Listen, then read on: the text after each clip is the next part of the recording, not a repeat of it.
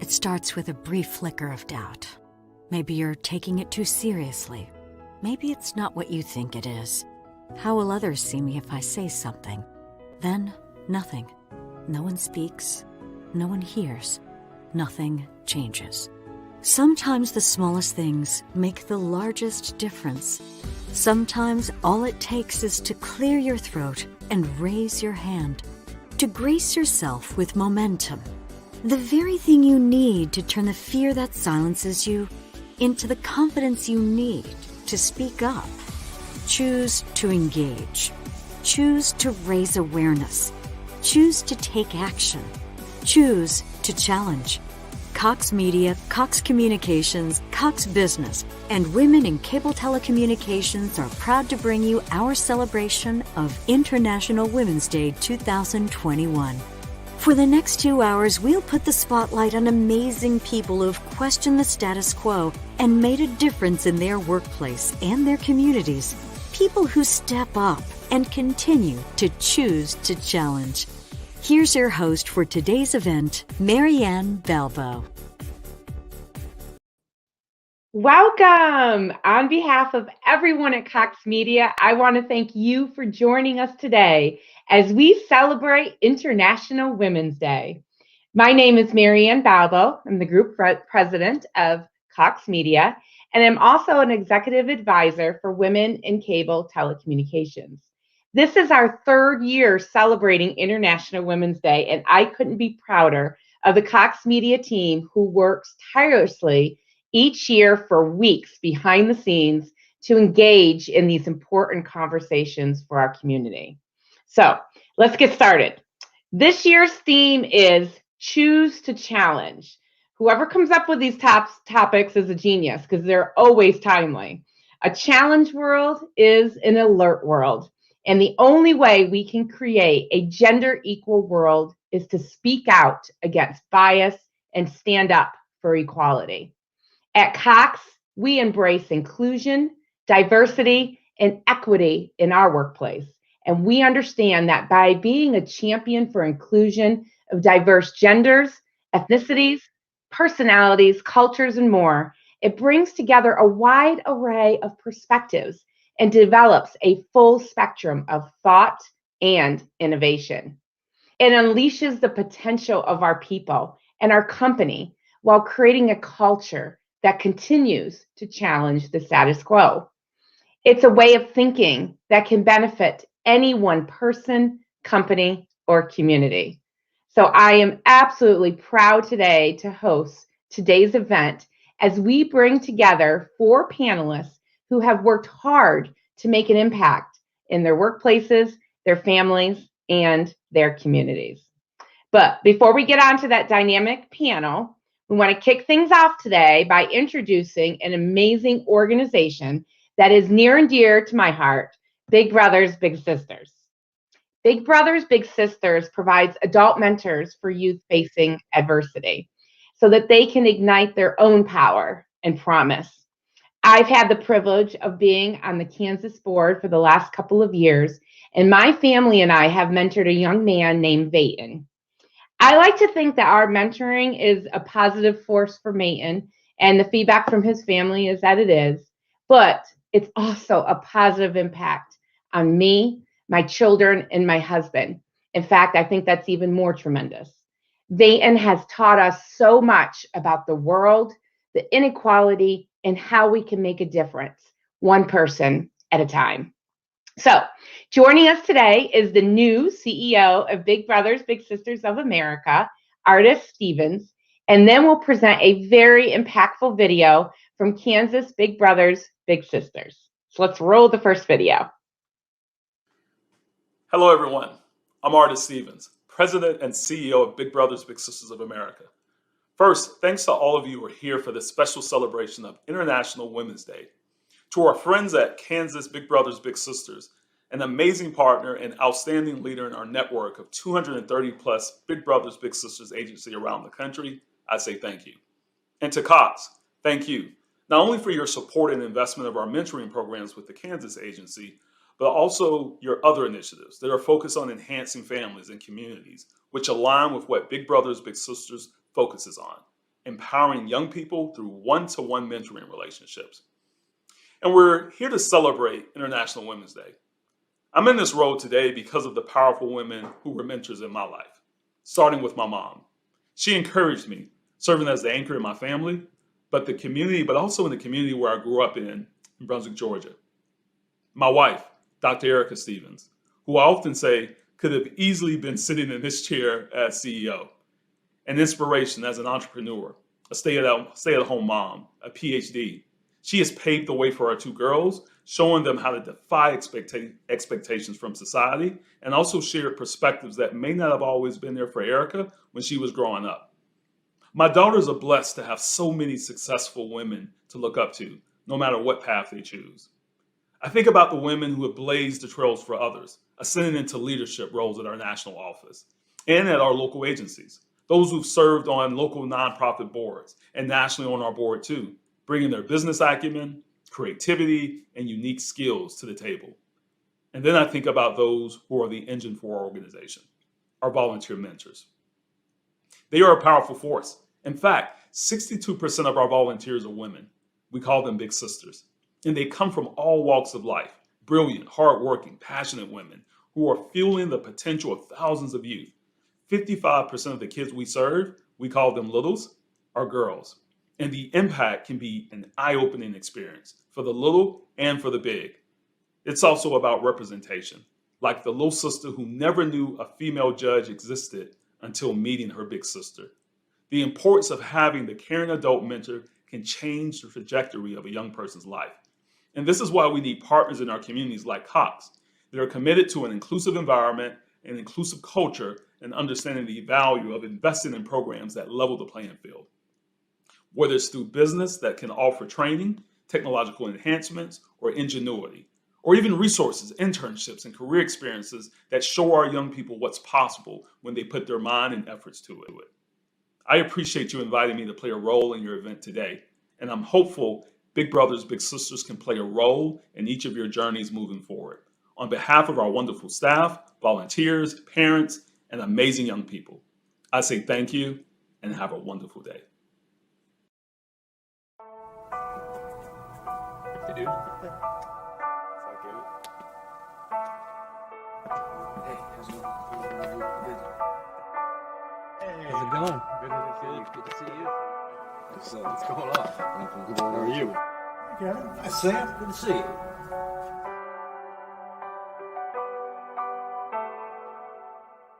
Over 20 years ago, you took a chance on a pesky little kid who kicked a ball at you, and anybody else would have walked away and said, not that kid.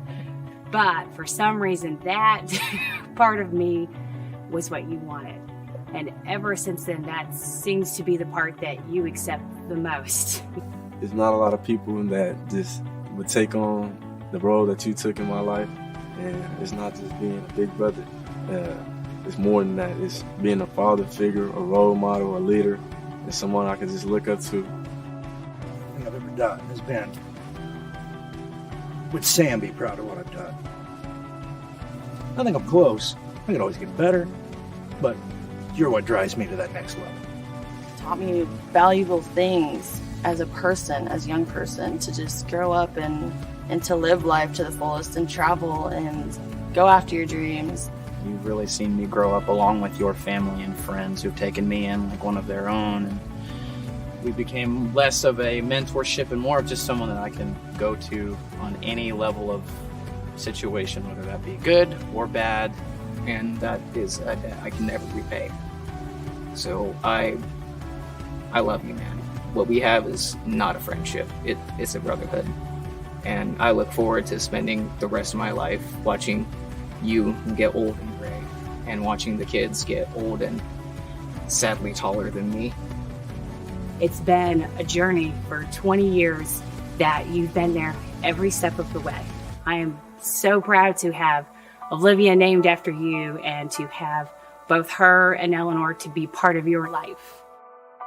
It's been an amazing experience, and I told you before, when he and I talk about what you mean to him, you know, he says you're his best friend, and that just warms my heart, and I mean, I can't even explain what it does for me, because then it makes me feel more complete, and it makes me feel like I'm doing the right thing.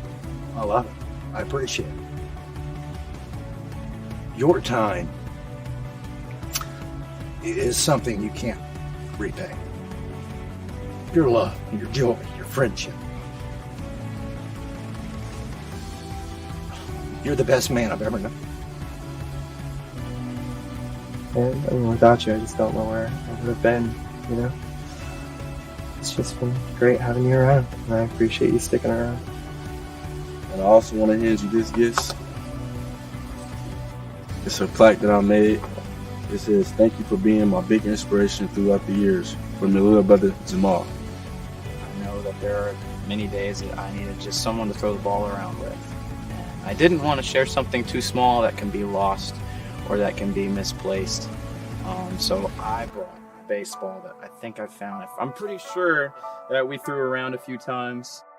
I always unknowingly go to my jewelry box and I pick out this necklace that you gave me. Something that I go to when I know it's going to be a tough day, to give me just a little bit of that Margaret voice in my head. And I appreciate you guys. And I couldn't have made it this far and this way or be true to myself without you. So I have a gift for you in hopes that you will wear it on your tough days. Absolutely. And on the days that you might just need a little bit of the Jenny voice.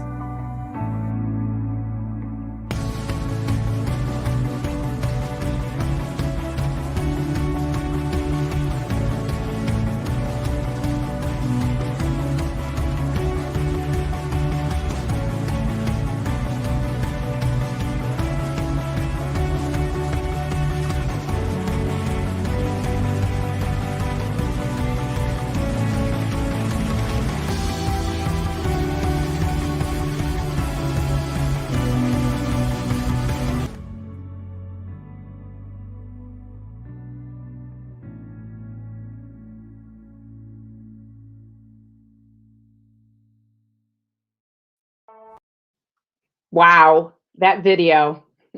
That video was produced by Cox Media's own Chris Airy. Seriously, how am I supposed to follow that video? It doesn't matter how many times I see it. Those bigs and those littles, tears every time. But every time I see the video, I'm reminded that through mentoring, the life you can change may very well be your own. I want to encourage each and every one of you to contact the Big Brothers Big Sisters organization in your community. There's so many ways to get involved as an individual, as a family, in the schools. Be a big sister, a big brother, or even a big family. Please volunteer. Okay. Now for a little housekeeping. Who doesn't love free stuff, right? Okay. So after today's event, you're going to receive an email with a survey requesting your feedback. And from the survey responses, we'll randomly select 25 individuals to receive this really cool t-shirt that says "Strong Women, Know Them, Be Them, Raise Them." It's a t-shirt from the Graphic Tee in Newton, Kansas. I totally want one of those. The Graphic Tee is a women-owned business based in Newton, Kansas, and they're proud to offer this vibe for everyone with an extended range of sizes. They have a fit for everyone too. You can shop their store in Newton or online at thegraphictee.com. or visit them at the one of their many shopping events that they attend across the country. So thank you for your support. Follow them on social media, send them a great thank you, and find out where they're going to be next. So during today's panel discussion, please post any comments or questions that you have for the panelists in the comment section. We'll have a question and answer session at the end of our time, and we'll pull the questions from those comments. So we're ready to get going? Okay. We're going to start by introducing one of the strongest women that I know. My friend, my colleague, and my hero, our panel moderator for today, Miss Colleen Jennison. Colleen currently serves as the Market Vice President for Cox Communications Kansas, which includes Wichita and Topeka and 90 other communities across the Cox footprint. She's responsible for assuring that we're all aligned across all of our divisions and to champion the Cox customer experience, as well as the Cox employee experience. She gets stopped in the grocery store when she's shopping, when she's out and about all the time, and gets all really great feedback, as well as some questions around how can we get our cable up and running better, and is just a total brand advocate for the Cox experience. She's a longtime community advocate, and she currently serves on the boards of the Kansas Chamber of Commerce, Rainbows United, and the Kansas Cable Telecommunications Association. So join me in welcoming one of the smartest and kindest women that I've ever had the privilege of knowing, my friend, Colleen Jennison. Over to you. You're killing me today. The video first, I'm like, a little verklempt over in here. So thanks, Marianne. Right back at you. Your friendship is an honor and a privilege, and I love the opportunity to work with you. I'm excited to be involved in the 3rd year of this Cox Media Women's Day event. And now I have the privilege to introduce to you the amazing people on today's panel. They'll talk about how they took the trials they faced and turned them into opportunities. Here, they will discuss how critical it is to challenge biases to equip and inspire you to challenge the status quo. Tiffanie McDonald is the Vice President of Inclusion and Diversity at Cox Enterprises. She's responsible for leading enterprise inclusion and diversity strategies to grow and sustain an inclusive culture at Cox, and she served on the board of the National Diversity Council. She was also the Vice President of Business Controls and Risk at USAA, led diversity and inclusion at Cisco Corporation, was a labor counsel for Continental United Airlines, and served as a criminal prosecutor in Texas. That's a pretty big job. She has a Bachelor of Arts degree from Texas A&M University, go Aggies, and a doctorate of jurisprudence from South Texas College of Law. Terrell Benton, branch director of the Robert D. Love Downtown YMCA in Wichita. He came to the YMCA in 2017 after many years of service to multiple organizations in the health and fitness industry. He was a board member of the Boys and Girls Clubs of South Central Kansas, as well as a volunteer for Big Brothers Big Sisters, Communities in Schools, and the Real Men, Real Heroes campaign. Terrell received his degree from Wichita State University, go Shockers, after being a member of the WSU Shockers basketball team for 4 years. He lives in Wichita with his 2 daughters, and we are so grateful that you are representing the men on this panel, and you'll have so much to offer. We really appreciate it, especially somebody raising 2 daughters, so look forward to that. Alicia Sanchez is a passionate advocate and social entrepreneur who serves as the Director of Diversity and Inclusion at Wichita State University. In this role, she provides strategic oversight of diversity initiatives at WSU and helps to ensure underrepresented students are provided opportunities for social development and academic success. Alicia was the past board chair for the Wichita Hispanic Chamber of Commerce, currently serves on the Wichita Mayor's Diversity, Inclusion, and Civil Rights Committee, as well as serving on several nonprofit boards. She's been recognized by the Wichita Business Journal as a 2017 40 Under 40 honoree, woman of business, and a leader in diversity and inclusion, as well as a community champion by the Kansas Hispanic and Latino American Affairs Commission. Alicia obtained her master's degree in business administration from Friends University in Wichita and is currently a doctoral student in higher education leadership at Wichita State. Out of everything she has achieved, her greatest accomplishment is being a mom to her son, Declan. And finally, Mary Shannon serves as president and CEO of Kansas Big Brothers Big Sisters. She also serves on the Big Brothers Big Sisters of America's national leadership councils in both marketing and advocacy, the board for Midland University, and is a champion for women's advancement in the workplace, and also frequently speaks on how communities can address poverty, undereducation, and underemployment. She's been recognized by the Wichita Business Journal as a 2020 Executive of the Year and a recipient of the Women in Business Award. The 2 things that Mary loves the most are engaging people to achieve greatness and specifically encouraging women along their journeys of becoming. Her 2 greatest achievements are her children, Ashley, a thriving marketing entrepreneur in LA, and Jordan, a soon-to-be graduate of Wichita State University with degrees in journalism and history. I want to thank all of you for speaking with us today so that we can get to know each of you a little bit better and just kind of break the ice. The first 2 questions will be for everyone. let's kick off with a little fun. Everyone has to start somewhere. Tell us about the first job you've ever had. And let's go ahead and start with Alicia. Thanks for that question. So my first job was actually volunteering at the YMCA. So I'm from Hutchinson, Kansas originally, and was a volunteer. We took cards, and so when members would come in, I would take their card and alphabetize them and do odd and end things. I really enjoyed being at the YMCA, and so when I asked if there was something I could do to help, they're like, absolutely. I was 13, I think, at the time when I started as a volunteer, and then was able to work up until I was, I think, 23. So I actually did eventually get on the payroll at the YMCA, working part-time in membership services. And so, but that was about a 10-year journey through the YMCA. So that was my first job. Yeah. Very cool. Hey, Tiffanie, how about you? What was your first job? Well, I grew up on a farm, so my first job was actually farming. Everything from, collecting the eggs, to cleaning out the pigs' pens, to actually baling hay. So a lot of farming activities, picking fruits and vegetables from our gardens. So a lot of farm type work was my very first job. Yeah, I'm married to a farmer, and I know that is hard work, and you rise early and go to bed late. So you learned from an early age how to put in a hard day's work. That's awesome. Hey, Terrell, how about you? What was your first job?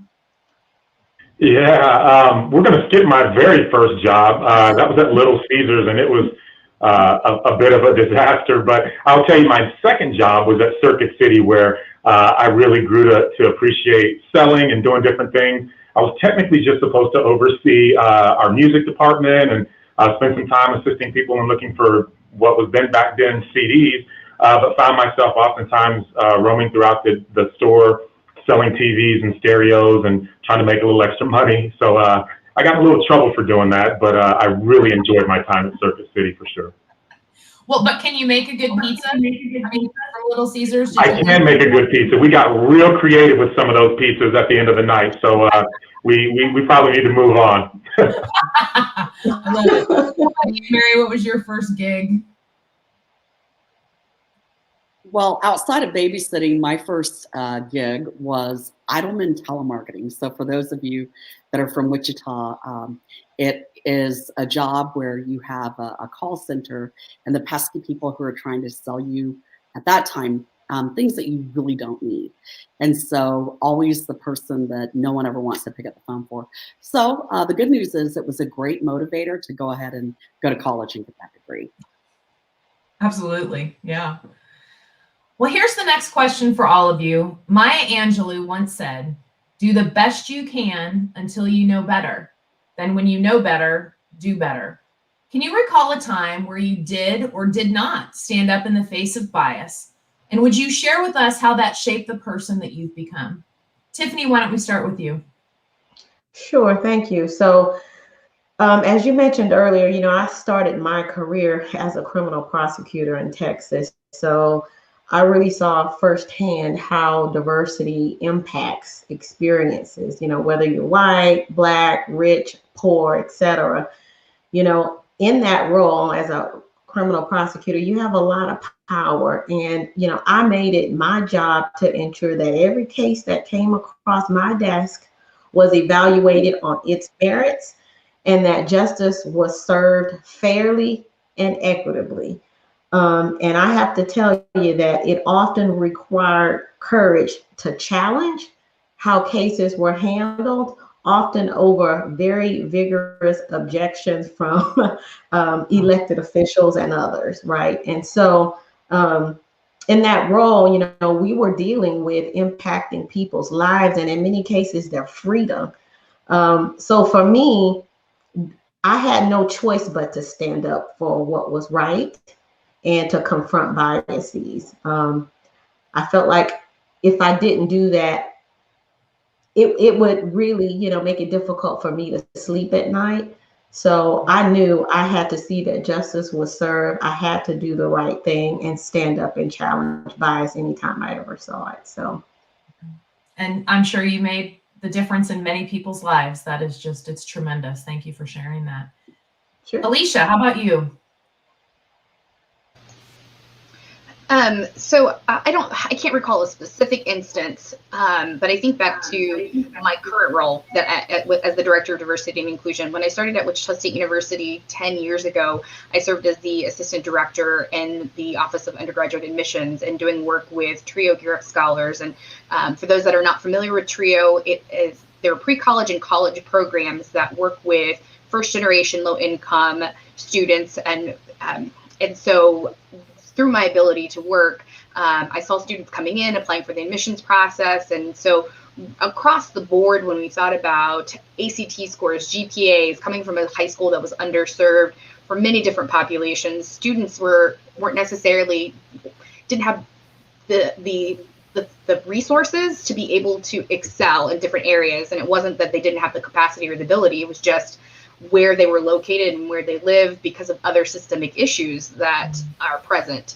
And so I had the opportunity to apply for the role that I'm in, and I think it was to be able to advocate at a larger level and at a different level to help evaluate policies and practices and ensure that as we're making decisions around scholarships, looking at the application process, there are a wide variety of ways to be able to serve students and really make sure that the bias that might exist, we can at least become aware of, and how we navigate that. So I think just the work that I've been able to do in higher education and evaluating policies and practices across the board has really helped, just with me thinking about bias and making sure that I'm helping educate and create awareness on our campus so that we're serving all students from underrepresented backgrounds, low-income students across the board.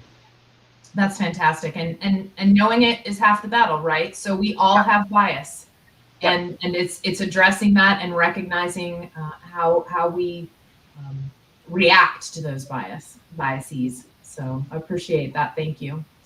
How about you, Terrell? A time where you did or didn't stand up in the face of bias? You know, I hate to say that ignorance is bliss, right? But I think about growing up, and I grew up a military brat over on McDonald Air Force Base here in Wichita, and so was really pretty ignorant to lack of diversity or bias in general, because we had such a diverse group of friends growing up. The military afforded us the opportunity to have friends from all different backgrounds, from all over the world, and there was kind of a constant cycle of new friends every year as people would get deployed or people would be stationed in other parts of the world. And so was really pretty oblivious to the different isms, if you will, and biases. And it wasn't until, and looking back in retrospect, it wasn't until high school that I really began to notice that I was different, or I was perceived differently. And growing up an athlete, I was, again, probably sheltered from some of the more adverse effects of the different isms that we all experience. But looking back on it, I can think of many times growing up and in the small community that I went to high school where I was told, you know, you're a lot different than the rest of them, or you're not like the rest of them. And so, you know, I think about Maya Angelou's quote and just not knowing better at the time, but now knowing better and doing better. A part of my responsibility, I feel like, is making sure that people understand that it's really not an appropriate thing to communicate to someone, right? And help them understand that there is no us and them. There is no them, and so just helping people understand that that's just not the way to approach someone, right? So I can think of many times that happened in my youth, and looking back on it, wish I would have known then what I know now, and approached that in a way that would have been loving, caring, kind, and communicative, and helping someone understand just the rather dense nature of a statement like that. Yeah. But to her quote, until you know better, and now you do, and look at the impact that you're making on so many people. So thank you very much. Mary, how about you? How did you or didn't you stand up in the face of bias, and how that shaped the person you've become? Well, you know, throughout the years, I've certainly, unfortunately, seen a lot of examples of bias. But if we're going to make it personal, what I would share is that many years ago, I had a new boss who had come in, and this was a different organization. And I had just been putting in a ton of hours during that transition. Now, with my male counterparts, this boss, they went golfing and they had cocktails and kind of that good old boy network. But for me, the evenings and weekend phone calls were relentless. His demands were often last minute. And so, like I'd get a phone call on Saturdays saying, I need this project done by this evening, which would mean then working through the weekend. And it was all made worse by the fact that he was not a pleasant person. He was a yeller and he was a cursor. He was just honestly, a bully. So one weekend I found myself literally curled up in a fetal position. And for those of you who know me, that does not happen. And I was curled up in a fetal position on my bathroom floor. I couldn't get my heart rate to go down. I was having a full-on anxiety attack. I was a single mom of 2 kids, and I did not have the courage to call him out on his behavior or to take a stand. So how did it shape me? It shaped me because today I have the privilege and opportunity to help lead an organization that has 60 employees throughout the state, of which only 4 are male. And so I just took it as a significant challenge that we could do far better in creating work environments of equity and equality, and really dreamed about what that might look like when I was in a position to be impactful. Yeah, no, and how different it could have been if one of those other gentlemen on the team had stood up and had been a sponsor, and how critically important that is as well. So I hope we talk more about that. No, Mary does not get in the fetal position on a regular basis. Absolutely not. Okay, so the first individual question that I have is for you, Tiffanie. There are many issues that we face today that are unique to women. Women continue to struggle with the pay gap, face fewer advancement opportunities, and continue to juggle the intersection of work and family life. I think that was heightened for so many people during this whole COVID situation over the past year. We are under constant pressure to look our best, do it all, and be likable on top of it. How can we turn those challenges into opportunities? Yeah, great question. So I was reading a recent report where Lean In and McKinsey found that 1 in 4 women are considering downshifting their careers or leaving the workforce entirely due to COVID and all these struggles that you just described. Now I, sincerely believe that a company's success is linked to the employees' experiences and their ability to perform optimally at work. And there's research out there also that indicates that when we can't bring our whole selves to work, there's this emotional tax, almost like pain, that really affects our ability to perform at our best. So working moms and dads really have it tough trying to balance family and work, and it can be very exhausting. But, I will tell you, I do think there are ways that we can harmonize the two and turn the challenges into opportunities. And so I'll just share just a few suggestions or things that I've utilized that I've found to be helpful for me over the years as a single parent. So like many of you, we're always juggling so much. So it forces us to really be good planners. So the number one thing that I would recommend is that you use those organizational and planning skills, to harmonize your work and family schedule. Because what I've learned is that trying to separate the two is futile, and it really doesn't work, and it causes me to stress out. And so I try to integrate and harmonize them as much as I can so that they work in balance for me. Additionally, and like I'm sure all of you, I also have a hard time saying no. So, we take on more than sometimes we should. We tend to want to help and fix everything, but we can't do it all well. Now, an old sponsor of mine once told me, Tiffanie, fewer, better, faster. And I'm like, oh, what does that mean? You got to do fewer things, you got to do them really well, and you got to deliver on time. And so what that means in a nutshell is you may need to say yes less often to deliver the best possible solution that puts you in the best possible position for advancement.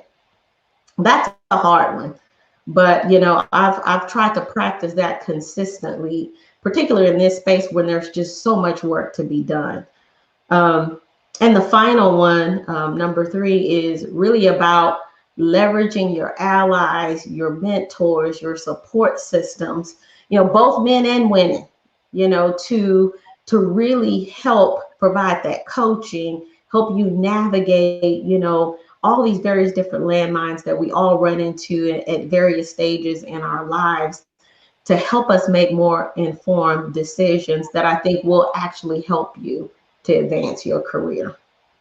Yeah, that is all tremendous advice, back especially to the saying yes piece. I think we all have that. Yeah. And I shared with somebody early on, they were struggling. They'd been asked that, very, very excellent at board work and things like that, and they were on quite a few. And I challenged them, every time we say yes is an opportunity taken away from someone else to say yes. So rather than us doing it ourselves, maybe we promote somebody else that would have that tremendous opportunity and allow us to say no with a little more confidence. Yeah, so excellent. Thank you so much. Terrell, in your introduction, I mentioned that you have 2 daughters. In your opinion, at what age should parents start the conversation with their kids about gender equality and diversity and bias? Yeah, that's such a kind of a nebulous question. I think it's kind of dependent upon the relationship that you have with your children. I think it depends on the community that you grow up in. But I think there's things that have to happen first, right? And I can speak to someone that will admittedly say that I haven't always been particularly well versed in the issues around gender equality and some of these things. And so spending some time in advance of those conversations and that dialogue, educating yourself on not only the current climate that we exist in, but maybe some of the things that have led up to where we are today, and making sure that you can understand perhaps from your child's perspective where they might be coming from. So I think the preparation is going to be a really, really important component to it.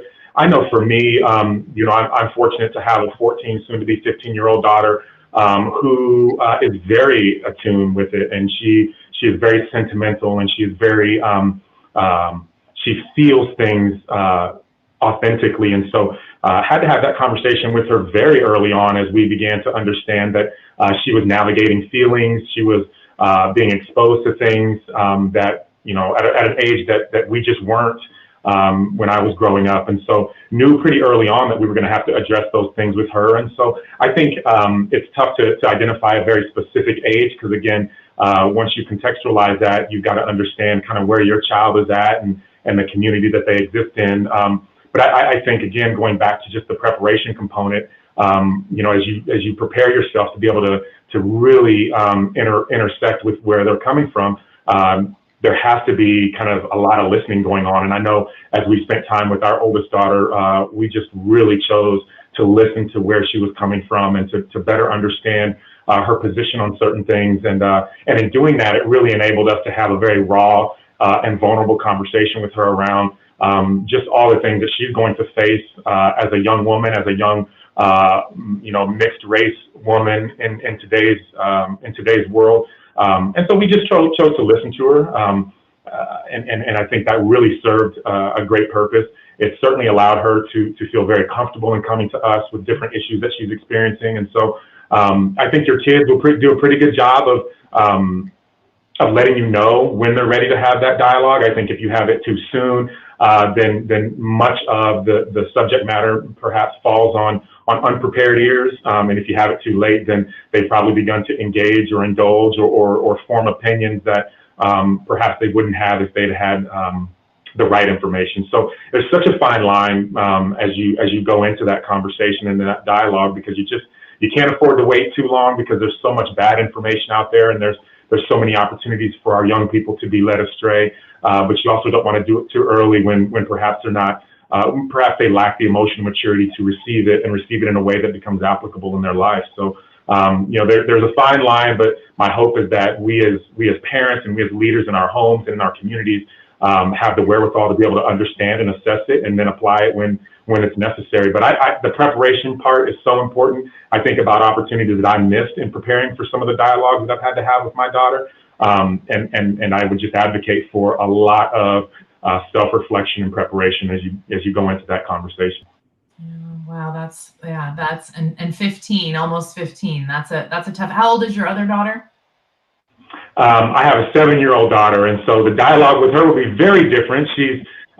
We're fortunate that she has Down syndrome, and so her world is the right world. We live in this really crazy world, and her world is just so perfect and right. So that dialogue will be a little different with her. Oh, I love it. That's wonderful.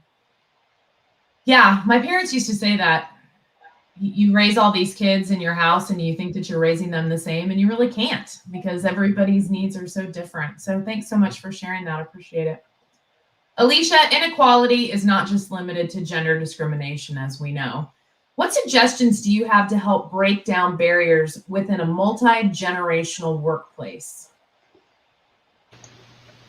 Yeah, no, excellent question. Right, we have the most generations in the workplace today, right? We have Gen Z, are the youngest generation, if you will, all the way to our baby boomers and even maybe some traditionalists, different generations and their titles. And we have a preference that we want to work with employees who are like us. All right, so we have this balance of how do we be careful with affinity bias. So we want to be around people who are like us, and whether that's identity or different group memberships. When you think about sporting teams and, if you went to the same college or high school, there are all these things that really exist. And so it does make it challenging when you think about adding the layer of a multi-generational workforce. And so I think for employers and managers, there's a couple of different things that we want to do when you think about how do you make sure that we're still utilizing the expertise and the knowledge that perhaps older generations are bringing and providing, and then you have the younger generation and what all that entails, because we're seeing research come out around Gen Z and our millennials. When we think about diversity, equity, and inclusion, those are non-negotiables for them. And so balancing what that looks like within the workplace as well. So, again, there's some different techniques, but we have to be able to create a workplace that's very flexible and suits the needs. When we think about working styles, work-life blend, when Tiffanie was answering her question and talking about that, right, it makes me think of a work-life blend and how that all looks. And so certainly I think those are things that we have to take into consideration. And so navigating the pandemic, I think it showed us that we have to be flexible in all different types of ways to be able to navigate. Certainly no one knew the pandemic was going to cause that, but now we have the ability to see what it looks like to work in different places and not necessarily be physically in an office space, but there are some roles that certainly require that. So I think it's for managers and employers looking at how you demonstrate flexibility, different ways of working, remote working. Also thinking about multiple communication channels. Some people still like utilizing, formal letterhead or a memo. The email certainly we all utilize, but even thinking about instant messaging. And so knowing and being able to shift between communication channels, certainly for me, I prefer texting over a phone conversation. And so my team knows that. And so they're just really being cognizant of how you meet the needs. And I think the last thing I would say is, again, looking at space for knowledge sharing. Oftentimes what happens is we think that our young generation, if you will, millennials, are tech savvy people, and they're going to be able to handle all this new technology, which isn't always the case. And so then we make an assumption that maybe older generation isn't going to know how to use technology. And so sometimes it's our skill set and our knowledge and being able to provide an opportunity for reverse mentoring. So when you think about generations and those types of things, that knowledge, experience, and then also that new skill set for our recent college graduates or individuals who are just entering the workforce. So really being able to blend all of that together, I think, are some great strategies. So that knowledge sharing, to be able to have conversations with individuals and not making assumptions based on a generational, the generation that somebody's from within the workplace. So those are just some things that come to mind when I think about navigating a multi-generational workforce.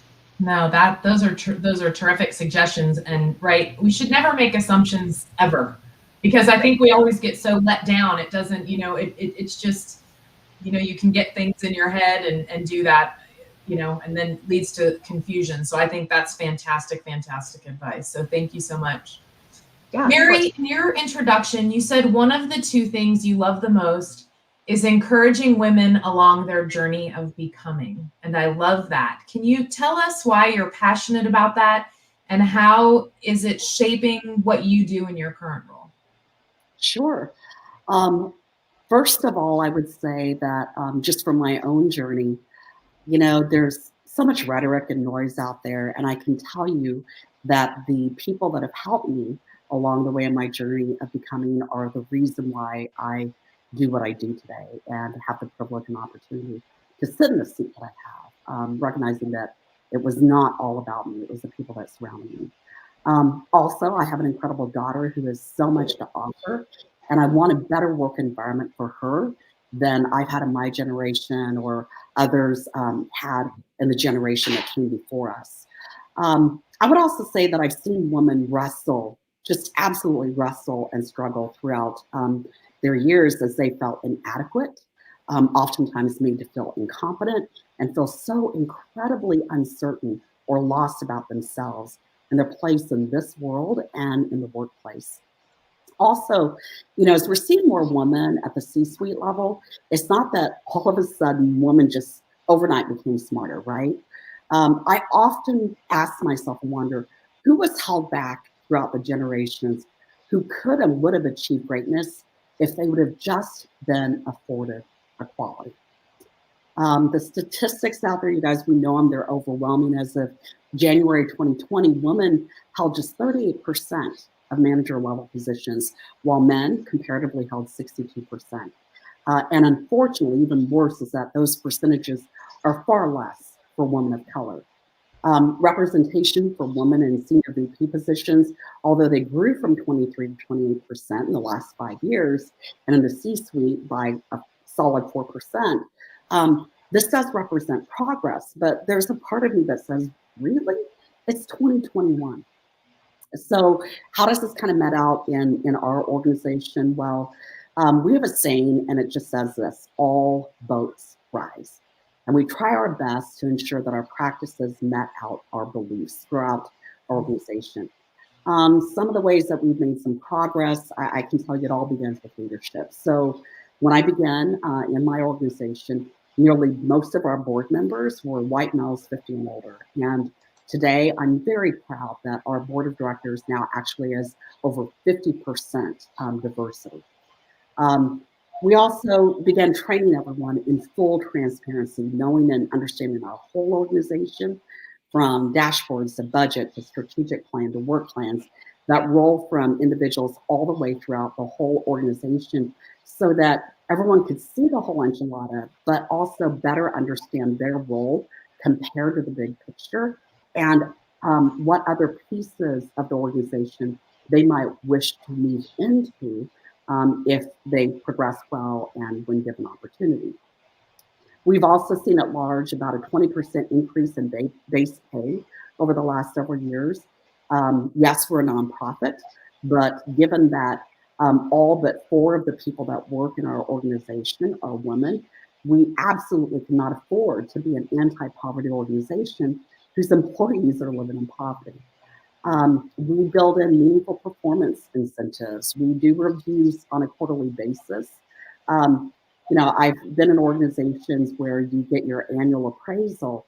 The only problem with that is that, you know, gosh, if someone would have shared with a staff member directly after a quarter, here are areas that you're just kind of missing a bit of, or here's where we'd like to see you shift and improve upon.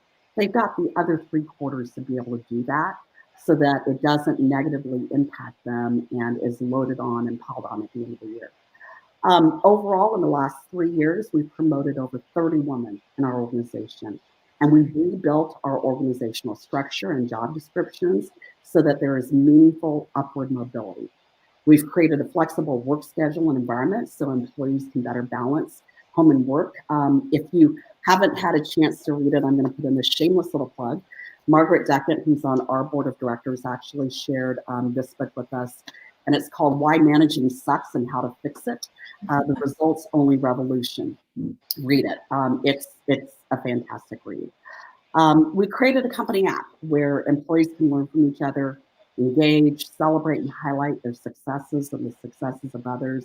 And we most recently launched the company goals and performance system that measures exactly that, performance to goals, instead of how many hours you work or whether you're seen as likable.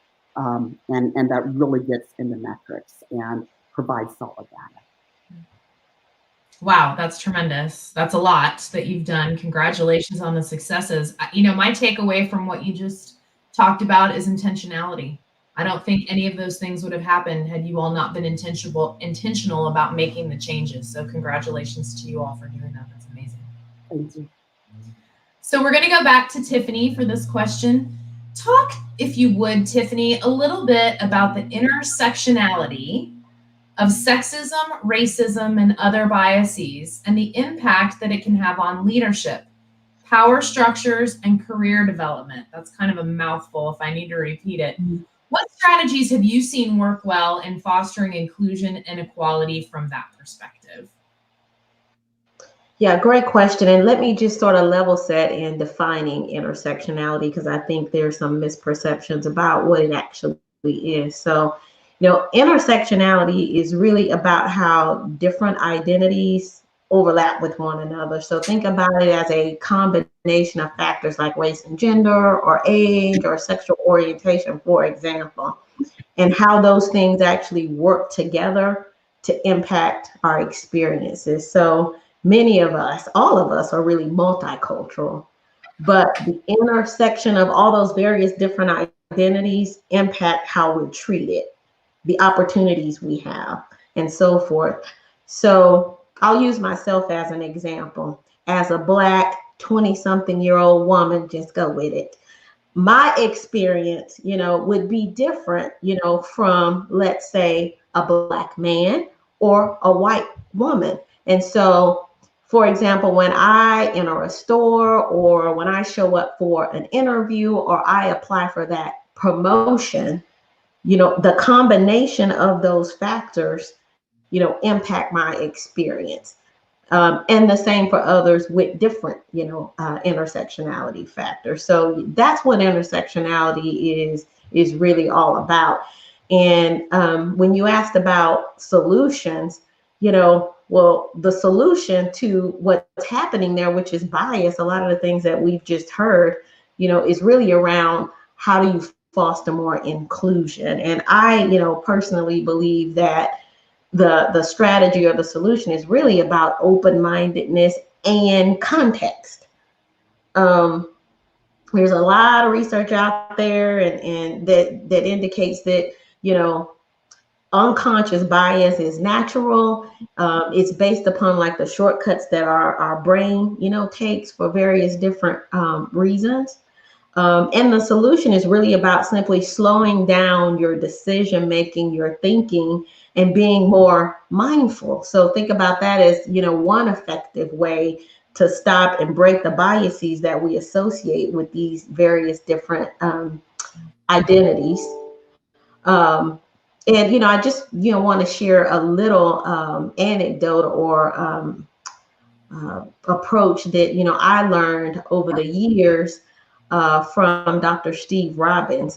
He's a pretty well-known neuroscientist in the IND space. And he talks about, you know, how do you break bias and, you know, slow our brains down from making these snap judgments about people. And he teaches what he calls the 3 R's of mindful engagement. And they're really simple, but effective. So I'm going to share them with you, and I encourage you all to practice them every day so that they become habits. So the first R that he talks about is recognition.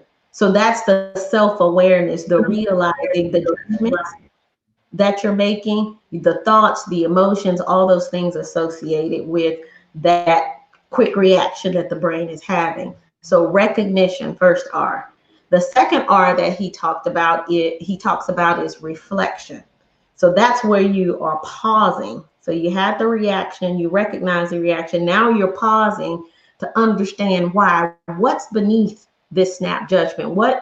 What's in my background, my experience, my life's walk that's causing me to react and respond this way? So slow down to reflect. And the third R, which is really the most important one, is how you respond. What's your response? And that's thinking about reactions or responses that are productive, that are respectful, and that are empowering. So he wraps it up as thinking about, how do I uplift both of us and not just one of us? So, I would say, the most effective strategy is really practicing these 3 R's of mindful engagement to really help break that, sort of natural tendency of our brains, to take these shortcuts, because that's really what's happening, with intersectionality. Yeah, he's amazing. And we just did a training with him. Cox has been really good about having him do some trainings with us, and it's fascinating. It's your brain, and you just have to understand what's going on. So thank you so much for sharing those 3 R's. I think that is great advice. And I in my own life, I think the art of the pause is probably the best tool you can have in your toolkit in a variety of circumstances. So really appreciate you sharing that. That's great. Alicia, I would like to, if I could, just because I could listen to Tiffanie talk for the rest of the afternoon, in all honesty. But I actually have a struggle that I experience, and I'm not sure really how to combat it. And so I'm going to ask for some advice, in all honesty. So what I find sometimes as a Black man in business is that anytime I come up with an idea or I have a thought, I'm pretty intentional about how I present those things, and I try to be very forward thinking and understand kind of potential return and all these types of things, so that when I present it, it is a valid argument. But what I find is that I always preface it by saying, I'm not asking to do this myself. I'm not asking for this job. I'm not asking for this, because I feel like sometimes as a Black man, when I present ideas or opportunities, I feel like it's received as me kind of pining for it, or me advocating for myself. And so I always find myself trying to create context for these thoughts and ideas, and it's really uncomfortable for me. Any thoughts for me, Tiffanie? Pretend like nobody else is listening and you're just talking to me. Well, I think we'll have Tiffanie do that, but I think that happens a lot for women as well. So it'd be great if you guys had to suggest.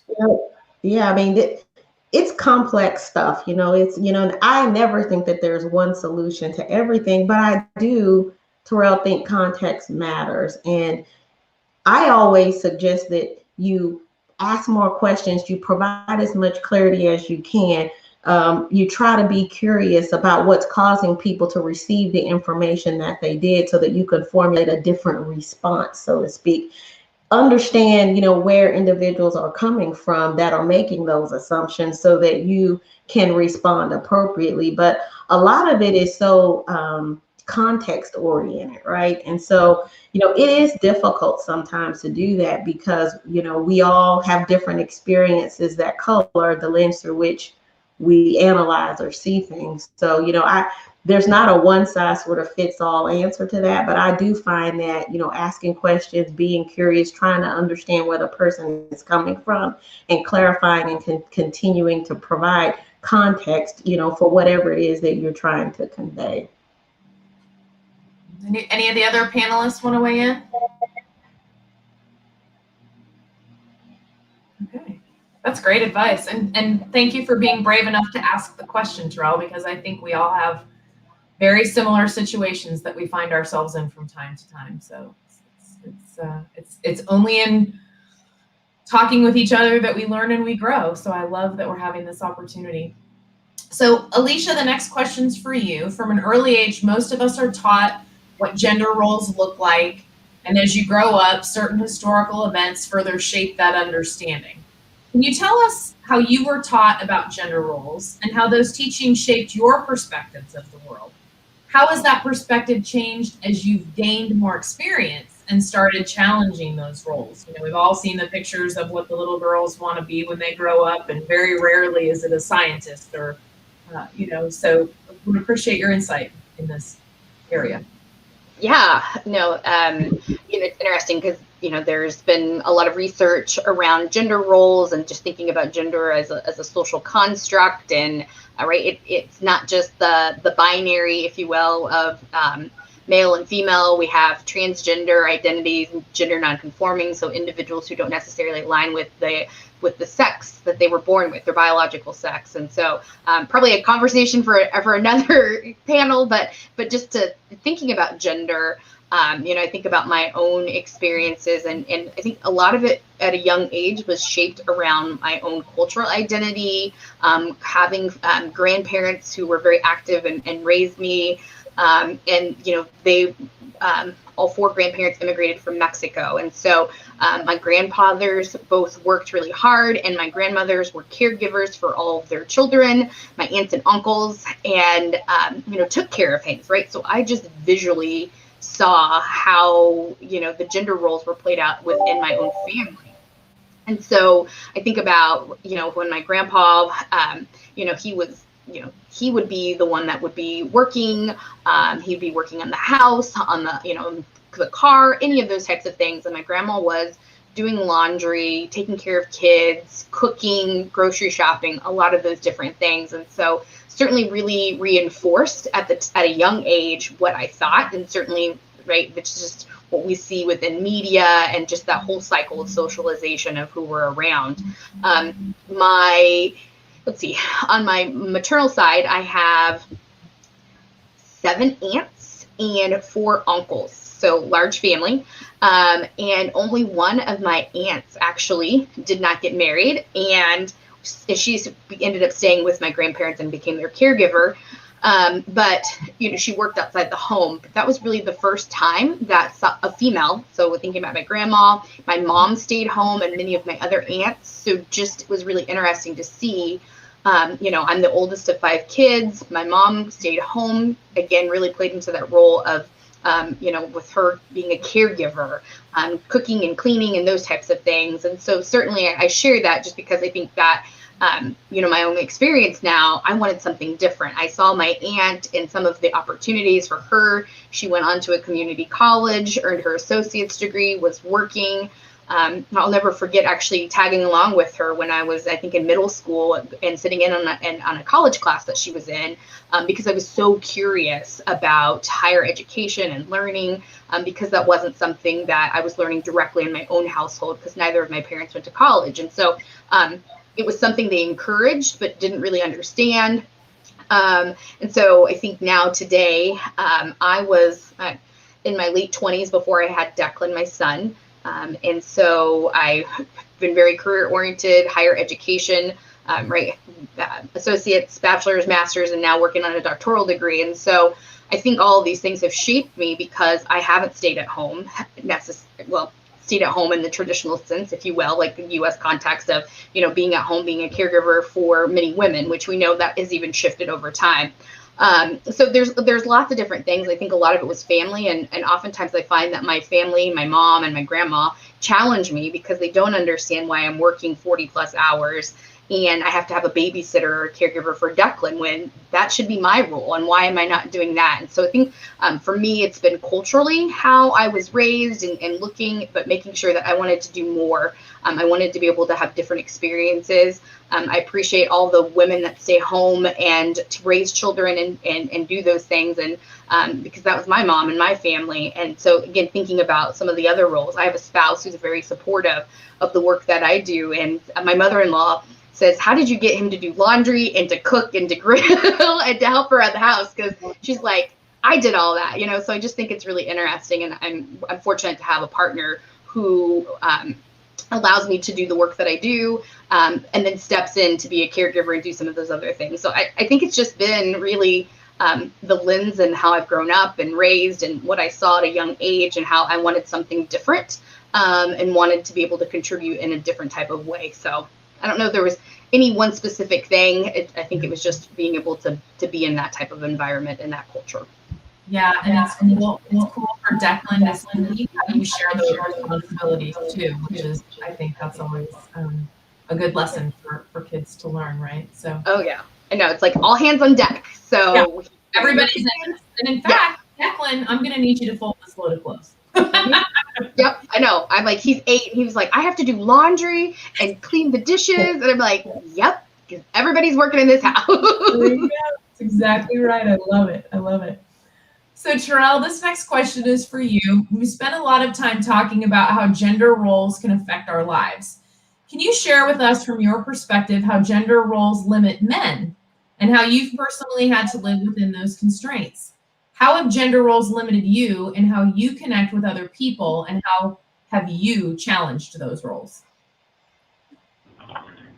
Yeah, it was an interesting question. And so I had to really spend some time reflecting on exactly how it was that my life has been restricted or somehow muted due to the male gender roles. And so I really went back a long ways to kind of roll around and begin to unpack some of it. And I think at a very early age, of course, boys are really taught the skill of detachment, right? Being able to detach from, feelings and sentiments and things that really in the long run would help make us better leaders and better fathers and better members of our community. And so, for me personally, when you take that particular construct and you build upon it, growing up on an Air Force base, which is at least at one point in time when I was growing up, pretty misogynistic.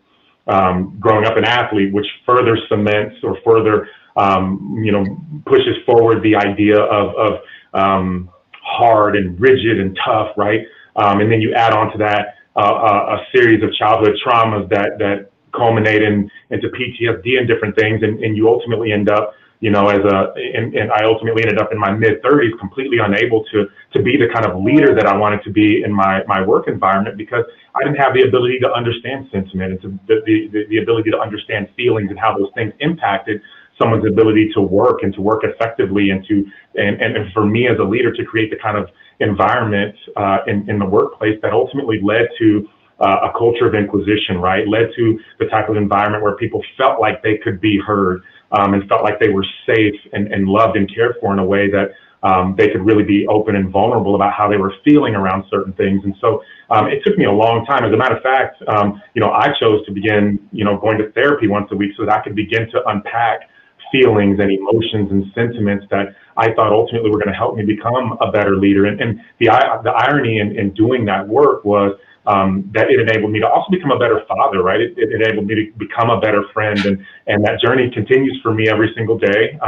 But I think that particular gender role, the idea that men are supposed to be somehow rigid and tough and strong and harder than women or anyone else for that matter, I think really limits us, because it totally eliminates our ability to connect on anything more than surface level communication. And so I think there's so much to be learned and so much to be had as you begin to dive further into someone's person, right? Understanding why they do the things that they do, why they say the things that they say, and why they feel the way that they feel, takes a little bit of understanding. And so without that understanding, without the ability to dig into yourself and to be introspective in a way that is meaningful, I think has really slowed my leadership. And it's something that I continue to work on with my team here every single day.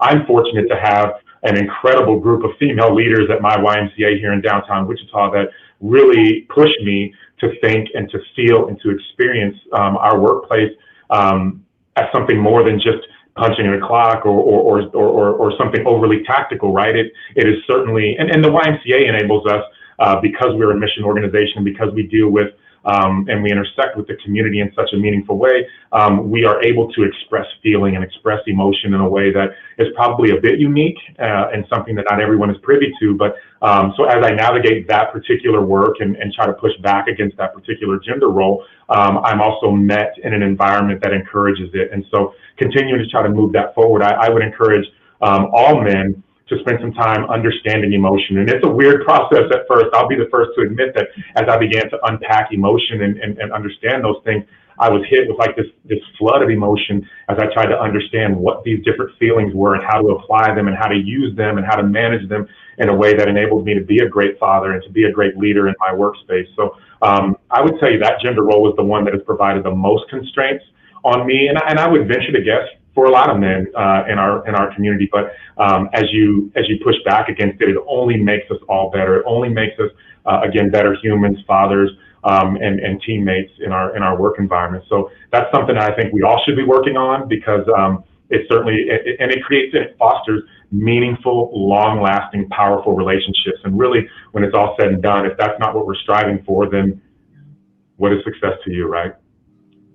Wow, thank you so much for sharing that. That was really very personal, and I think it's such a good reminder too, right? So nobody's got it easy. Everybody's got their own journey. Everybody's dealing with the things that they have to deal with, and I really appreciate that perspective that you shared. Thank you very much, very much. Mary, can you talk about how we can disrupt our own behaviors to not play to the stereotypes identified by our gender roles, right? Sometimes we can be our own worst enemies when it comes to this. Does this question come with shots of tequila? Yes, I wish it did. All right, what time is it on Friday? Well, you know, I really appreciate this question because it goes so hand in hand with this year's theme, Choose the Challenge. Truthfully, we can't ask others to look at their own bias or behaviors without reflecting on ourselves, right? It goes back to what Tiffanie said earlier. So if I were to, gosh, there's just so much to unpack. So let me just share just several things. First of all, one of the things that has really impacted me, and oftentimes I will share it with female staff and we'll dialogue about it, is this notion of encouraging courage. So I don't know how many of you are familiar with Reshma Sujani. She is the founder of Girls Who Code. And she cites a bias that exists even with the very best of intentions from an early age. So here's how it rolls. Oftentimes, if a young girl tries out for something when she's little and isn't good at it or doesn't like it, she's often told, there, it's okay. We'll find something you like and that you can be really good at it. On the opposite end, boys in the same situation are often told, be brave, stick it out, keep at it, you'll learn, right? And so at large, we have done an injustice to the girls because we have taught them to be perfect and boys to be courageous. I have seen this exist in pretty much every job I've ever had. When I came to Big Brothers Big Sisters, this was prevalent in our organization as well. We weren't taking risks, which means that we weren't thinking outside of the box. So, for example, if we were using a system as clunky and messed up as it might be, we would individually master and perfect that broken system individually to absolute perfection without asking ourselves, can it be changed? Should it be different? We couldn't think differently because in great part, we had such a fear of failure. So today, when we hire, one of the primary questions we ask is, tell us about a time when you failed in the workplace, not a time when others didn't do what they should have that resulted in a project at large failing, but when you failed, and what did you learn from it? And if the interview candidate seizes up and cannot or won't share a failure, we move along. As silly as it sounds, we want employees who can embrace their failures, employees who are willing to try new things, which means that we have the courage to fail, but fail fast, and to communicate those failures in such a way that we can all learn from them. A big part of creating an environment of courage to fail is to stop rescuing and pre-rescuing women in the workplace. Instead of telling people how to do something or only pile on the empathy when they're feeling overwhelmed, I believe we should ask questions like, what do you think you should do? Are you asking for what you want? So, for example, if people say they're overwhelmed in the workplace, oftentimes their managers won't give them an opportunity to try new projects or test out new skills because they're afraid to overload their plates. We too often equate feeling overwhelmed with being overworked. And when we do this, we actually hold women back from rising because we don't give them opportunities to test themselves in areas that they might actually fall in love with or have some natural aptitude or skills or gifts. And we as women have to stop saying that we're overwhelmed so often and actually really change the behavior instead of speaking it to analyzing our work, asking if we're working smarter, not harder. And if our plates are genuinely too full, we have to be brave enough to have the conversation with our bosses to be able to say, hey, here's what I'm working on. This is how much time I think it'll take. And I'd like to talk with you about what priorities can be reshuffled. And again, that goes back to ask for what you want. I think that the last thing that I want to touch on is this notion of directness. Too many of us talk in circles when we need to coach an employee or when we need to have what we perceive as a difficult conversation with a colleague.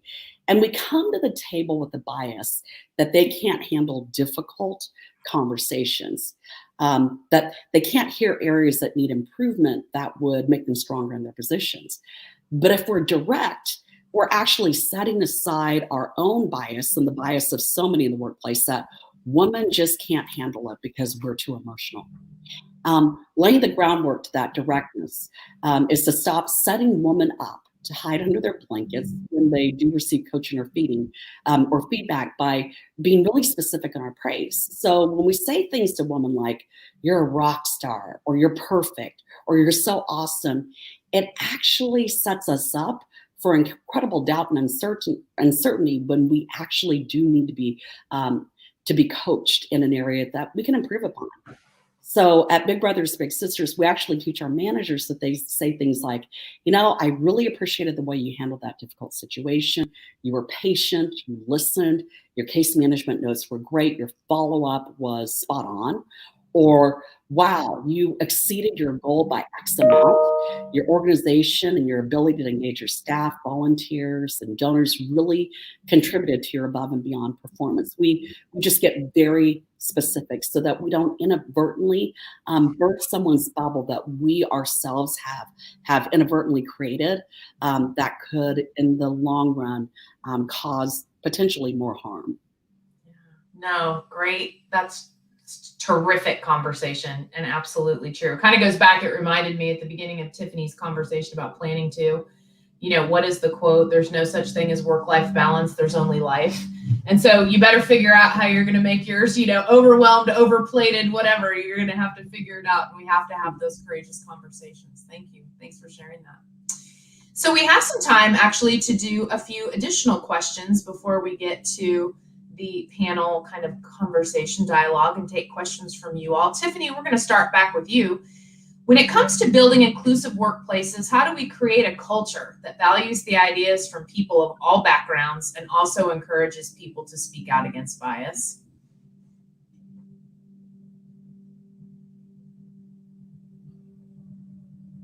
I think we've got Tiffanie on mute. Can you guys take her off mute, please? There we go. There we go. Can you hear me now? Yes. Okay. So I was saying is that question is simple yet complex because I do, feel like it all starts with empathy, listening. We've got to have difficult conversations about race, gender, sexual orientation, fill in the blank. You really can't fix something if you're not talking about it, if you don't understand it, if you're not aware.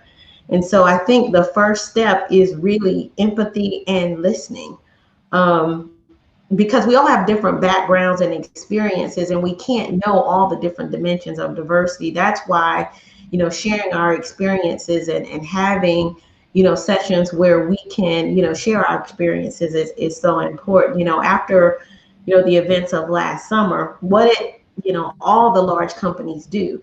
They held listening sessions. Why? Because they wanted their employees to feel heard. They wanted their employees to be able to bring their whole selves to work, to share their experiences, and to feel valued. And we wanted to create more allyship so that we could break that vicious cycle of, injustice that we had all witnessed. So, I really think it is critical to do that and have the conversations like within your working environment. leaders have a responsibility to create safe spaces within their organizations where we can have these uncomfortable conversations. An old boss told me that if we're not uncomfortable in this I&D space, we're probably not doing it right.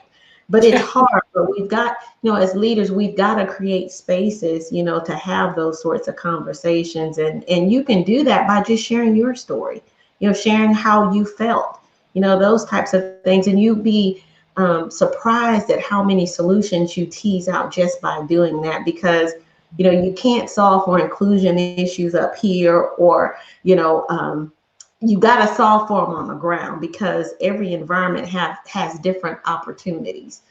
So I think is really critical to do that. And I talked about this earlier, but it really is about just being curious. And I always tell folks that make sure that you're surrounding yourself with people who are not like you, because that's one way to become more aware of your biases, right? And to be more comfortable, talking about culture and race. If you're exposed to different cultures and races, you get a little bit more comfortable, talking about those things. But it's a pretty simple answer, but it's hard to do, and it's complex. And I always say, just start by, calling a meeting, bringing folks in, talking about what's working well, what's not working so well, where do we have gaps, share your stories. But I think it's critical that we talk about it. It starts with awareness and education, and many companies are doing that. It is a best practice, but you take all that feedback and what you learn and what you're hearing to take action, to develop strategies. And that's when you start to see the change, because you got to solve to real needs and issues and not perceived ones. And you can only, vet those out if you're talking to employees and leaders. Yeah, that goes back to assuming, right? We don't want to make assumptions. Yeah. You don't want to solve for the wrong issue, right? Yeah, well, right, exactly. You think you're fixing the world and you haven't done anything, because it wasn't the issue, that people were concerned with.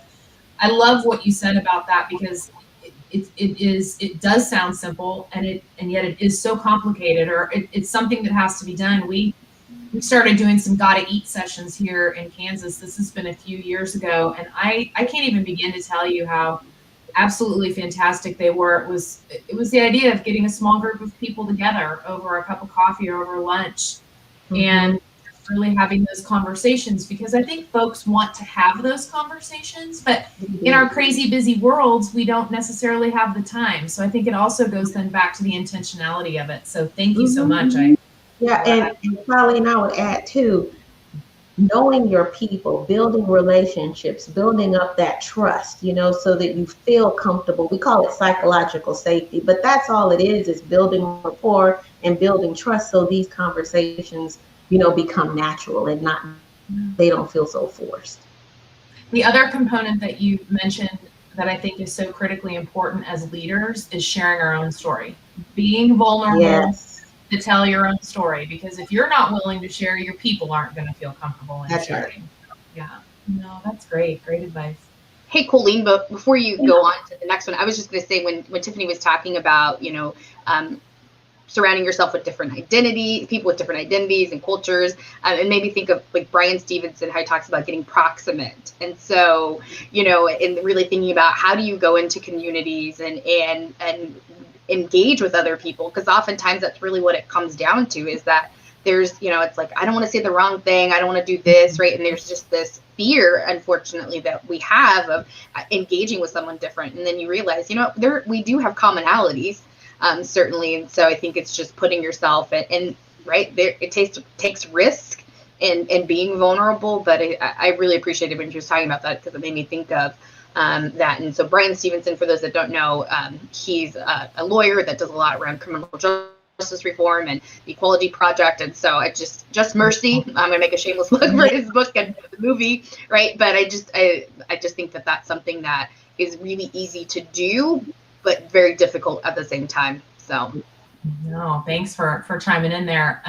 I was talking about these Gotta Eats. It's a program that we have that we had put together that we kind of copied from another group, and it's great. And you have these conversations, and they're based on, you have kind of a guide questions that just kind of kicks everything off. And one of my favorite questions in that is, what was the very best day of your life? And when you talk about the fact that we have commonalities and that we've all had the best day of our life. And when we share those kinds of stories with one another, how you build that trust. And it's just, I think it's one of my most favorite things to do, is to have those gotta eat sessions, because I love to learn about other people. So very cool. Very cool. Terrell, studies show that the confidence level of children is about the same up until the age of 8. And then the confidence level in girls drops dramatically.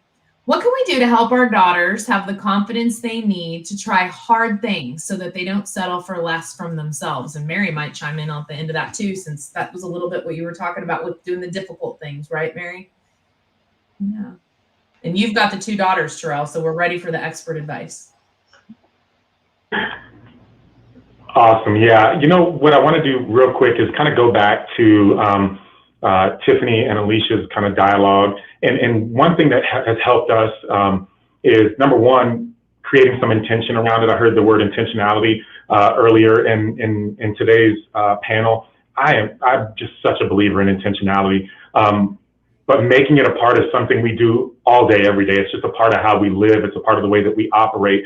And so every week in our core meeting, we have a standing item on there that enables us to dive into it. And we created 3 norms that are really, psychological safety. I love that terminology, but we created 3 norms that just allow us to exist safely in that space. And those 3 norms are simply that what is said here stays here, what is learned here leaves here. That's the first one. The second one is be open and vulnerable. And the third one is simply believe that everyone has good intentions. Make that assumption. And so those 3 things have been paramount to our ability to move forward as we have that dialogue.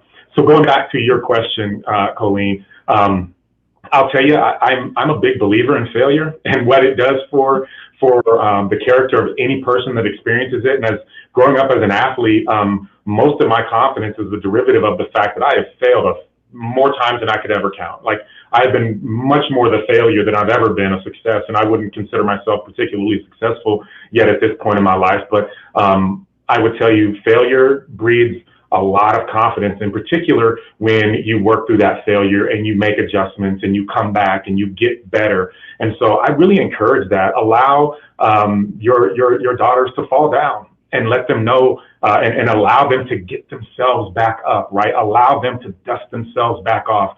Allow them to drop the ball and have to figure out a way to get it back. The other thing that has been really critical for me, and I will admit to not having been particularly good at it up until more recent years, but just being a great listener, right? Not listening to respond, not listening to get my point across, but just listening to listen, listening to be a great father, listening to enable my daughter to really open up to me about how it is that she's feeling around certain things, and giving her the confidence that I'm going to be there for her and I'm going to advocate for her, but I'm also going to push her. She knows that I'm not in this to be her best friend, but instead to be her father. And so I think with that, her confidence in communicating how she's feeling and knowing that it can be heard and then subsequently applied, I think has really grown her confidence a great deal. I think, providing opportunities. The fact of the matter is, I've seen firsthand that my daughter just hasn't been given the same opportunities, right? Or, we use different language to describe her successes or her failures. And I think over the course of time, that can just erode the natural and the natural confidence that kids tend to have. And so just eliminating those things. I don't talk to my daughter any differently than I talk to some young boy that I may coach. I'm just as hard on her as I would be on, some teenage boy that I'm coaching in basketball. I just don't sugarcoat things. I try not to again, treat her or speak to her any differently than I would think anyone else in our world would. And so to that extent, I think she has the confidence and the wherewithal and the strength and the fortitude to go out and exist in a world that, in my opinion, is not built for her to go win in, It's just not. And so she understands that, and we talk through those things, and I try to encourage her to know and understand that while it's not built for her to win, she can still go do it, and she will go do it because she has this kind of indomitable spirit that enables her to just kind of push through things, and she's hard-headed and she's stubborn, and those things are all the things that are going to make her great. And so I encourage those things.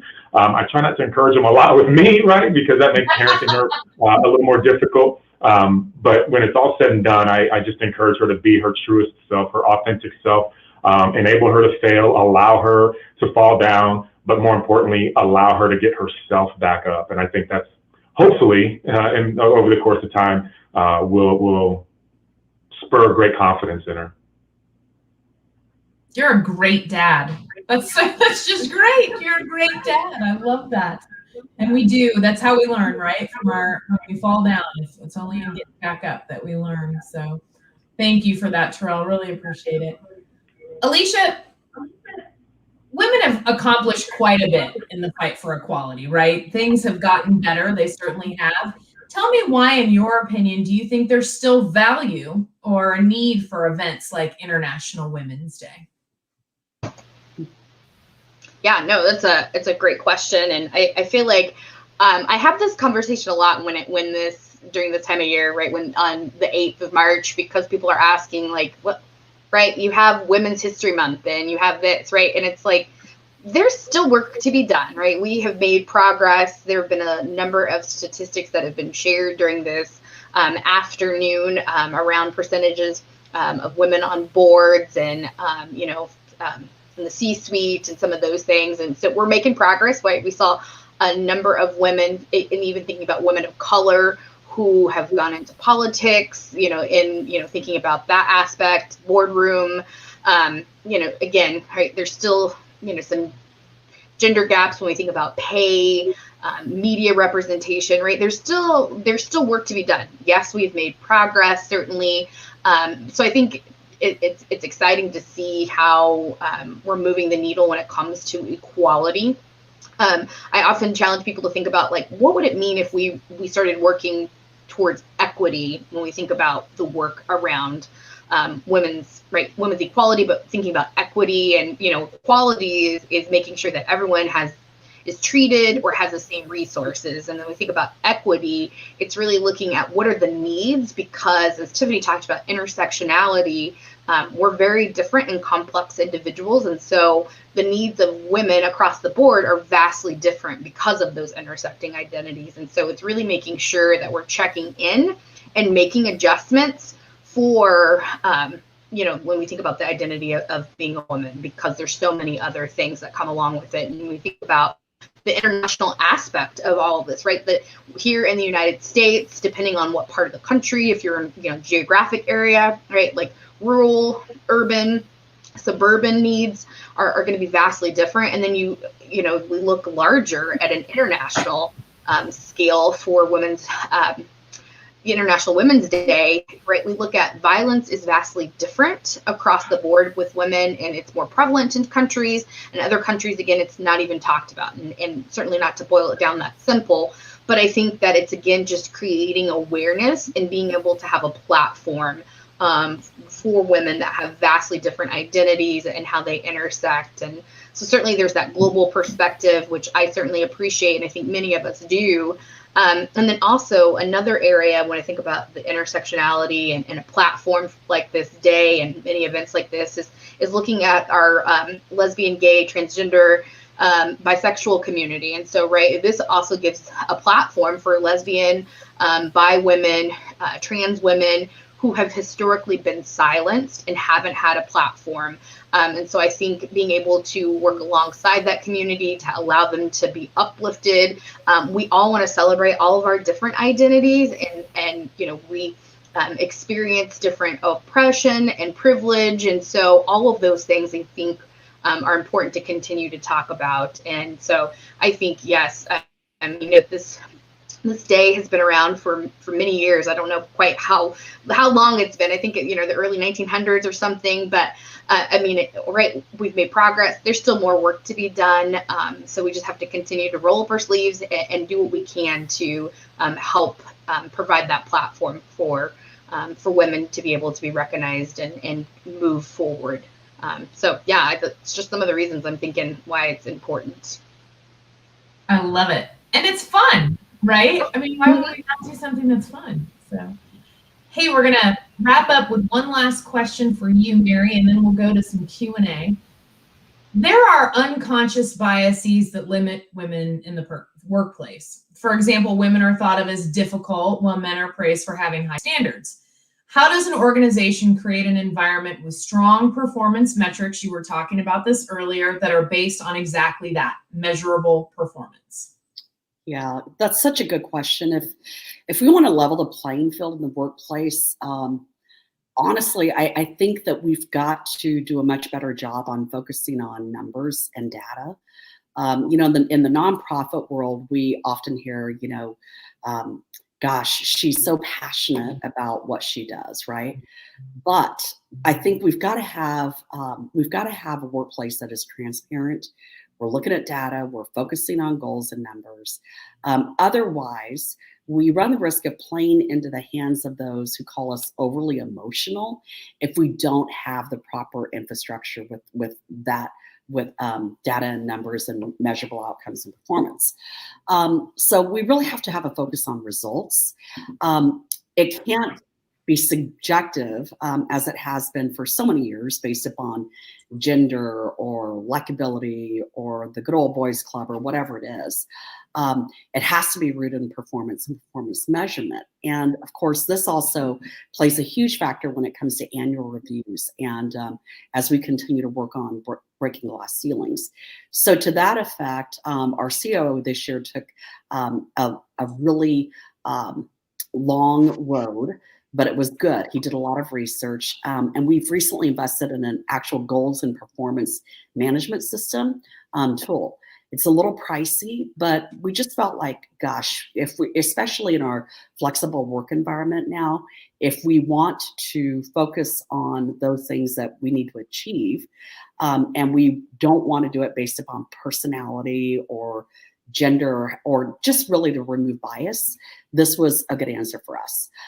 We also find that just at large in workplaces in general, sometimes managers give a raise or promotion to the person who, brings them cookies or asks them about their weekend or who are just friendlier, where others kind of have that resting witch face that we sometimes talk about. And that person can even exceed their goals, but may not be seen as likable, right? And so unfortunately, there is absolutely bias in that. So implementing a new system like this really focuses us and forces us to see those results on a weekly basis or queried over a period of time so that we're presented with performance facts and not based upon bias. No, that's fantastic. Thank you so much. I cannot thank all of you enough for your honesty and your vulnerability and your participation in this today. It was absolutely wonderful. So thank you so much. Just really, really appreciate it.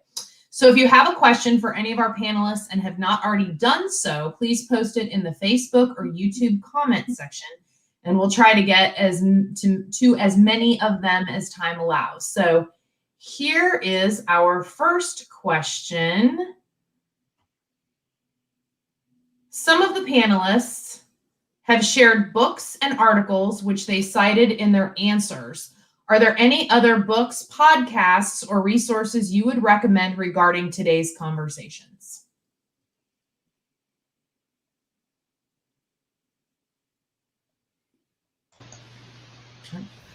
So one of the things I'll just offer is what I love about TED Talks. I like TED Talks. Everyone feels a little differently, but you can curate your account for TED Talks. So if you're wanting a TED Talk for microaggressions, implicit bias, I'll just rattle off, right, all these different topics.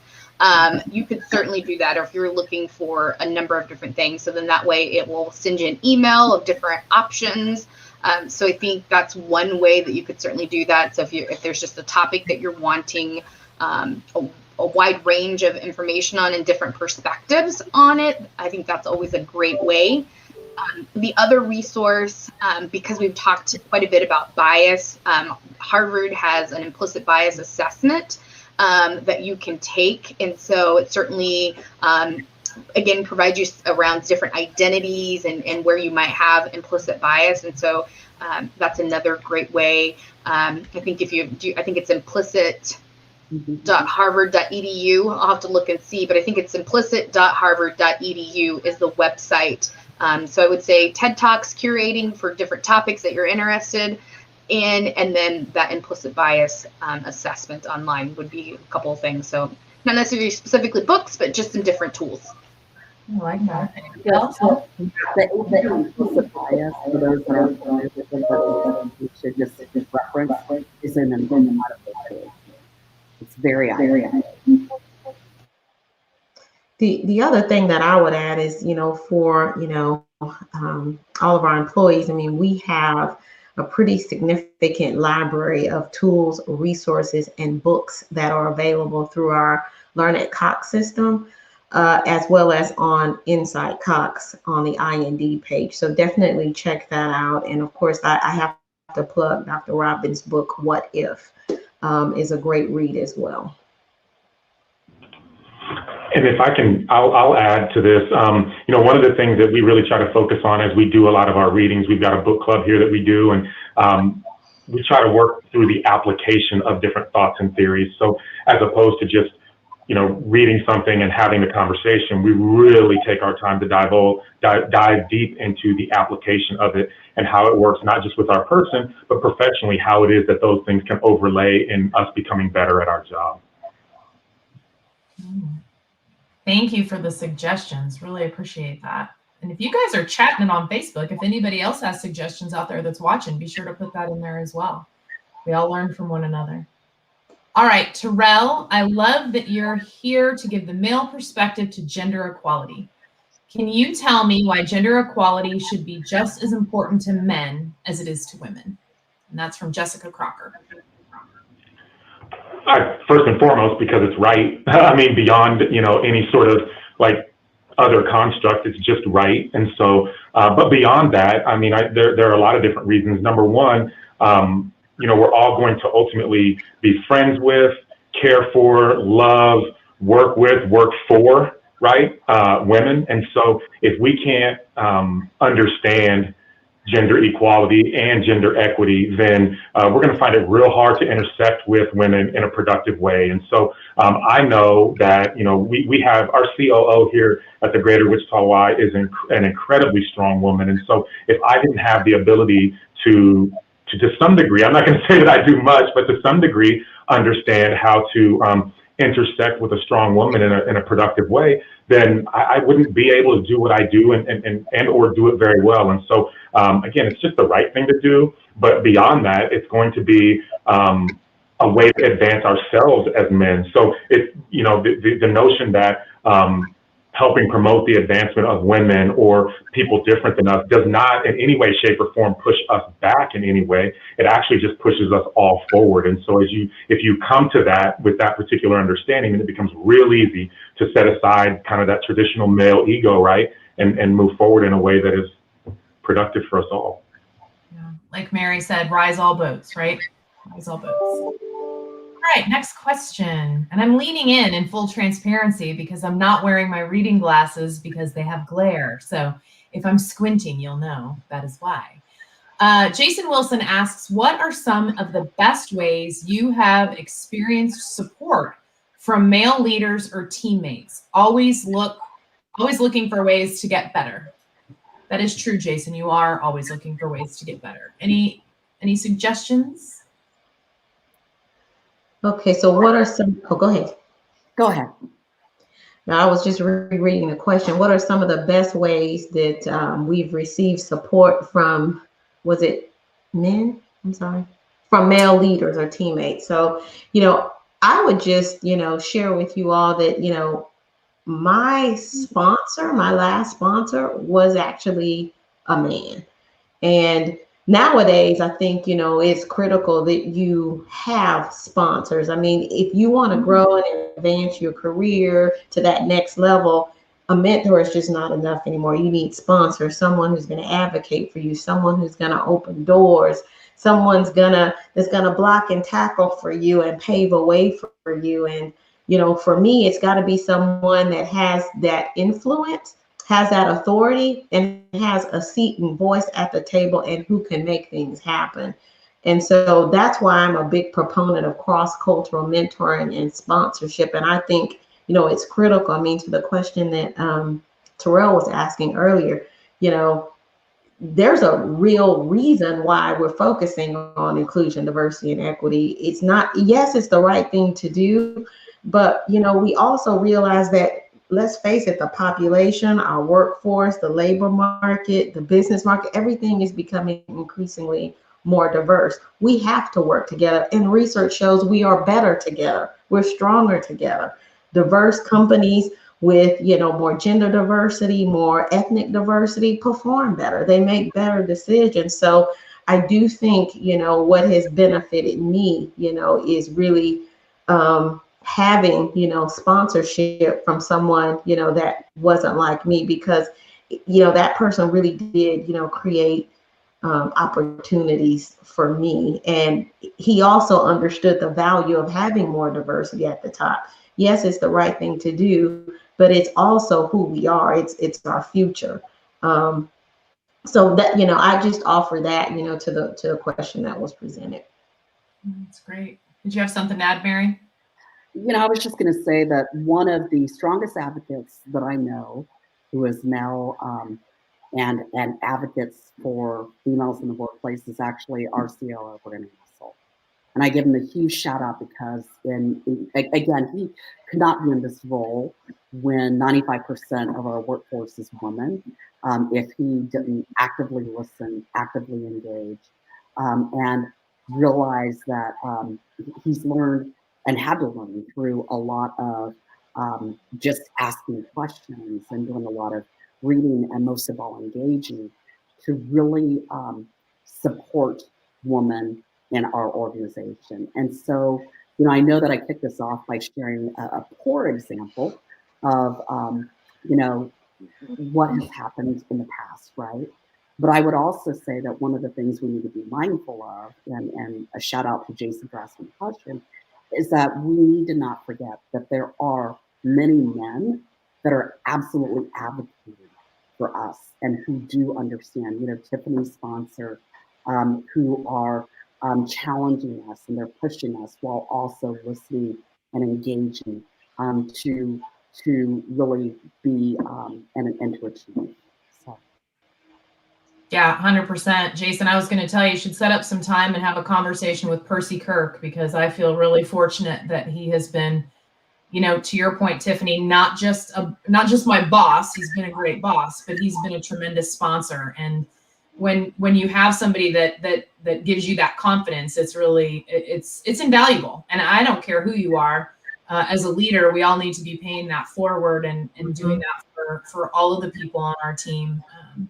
But he's been a tremendous leader, so he'd be a good one to talk to, Jason. All right, we have another question. I think we do. People are killing me with this. I'm literally leaning in. 1 in 3 mothers have considered leaving the workplace. Oh, I know. The workplace or downshifting their careers due to COVID. And Junetta, this is your question, and it's such a critical one. If women leave the workforce, women at all levels could lose their most powerful allies and champions. Can you please speak to that? Yeah, it's been tough. We've talked a little bit about it earlier today, the impacts of COVID and what that's done. So thank you, Junetta, for that question. Any thoughts, panel?